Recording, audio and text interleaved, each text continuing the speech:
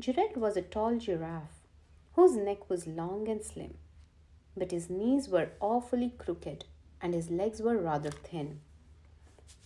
He was very good at standing still and munching shoots of trees, but when he tried to run around, he buckled at the knees. Now, every year in Africa, they hold the jungle dance, where every single animal turns up to skip and prance. And this year, when the day arrived, poor Gerald felt so sad, because when it came to dancing, he was really bad. The warthog started waltzing, the rhinos rock and rolled, the lions danced a tango that was elegant and bold. The chimps all did a cha-cha with a very Latin feel, and 8 baboons then teamed up for a splendid Scottish reel. Gerald swallowed bravely as he walked towards the floor, but the lions saw him coming and they soon began to roar. "Hey, look at the clumsy Gerald," the animals all sneered. "Giraffes can dance, you silly fool. Oh, Gerald, you're so weird." Gerald simply froze up. He was rooted to the spot. "They are right," he thought. "I'm useless. Oh, I feel like such a clot." So he crept off from the dance floor and he started walking home. He had never felt so sad before, so sad and so alone.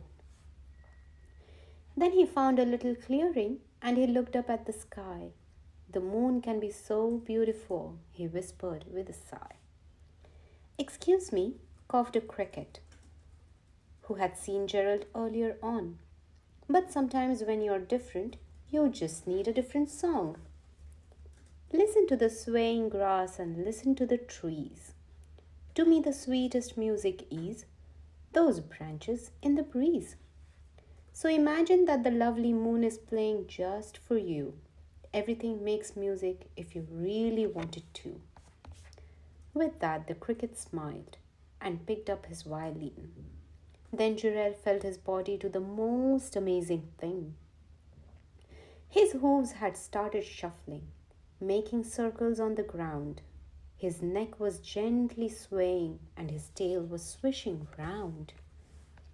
He threw his legs out sideways and he swung them everywhere. Then he did a backward somersault and leapt up in the air. Gerald felt so wonderful. His mouth was open wide. "I'm dancing, yes, I'm dancing, Gerald cried.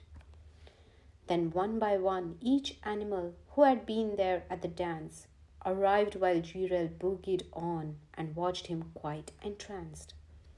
They shouted, "It's a miracle! We must be in a dream. Gerald's the best dancer that we've ever seen."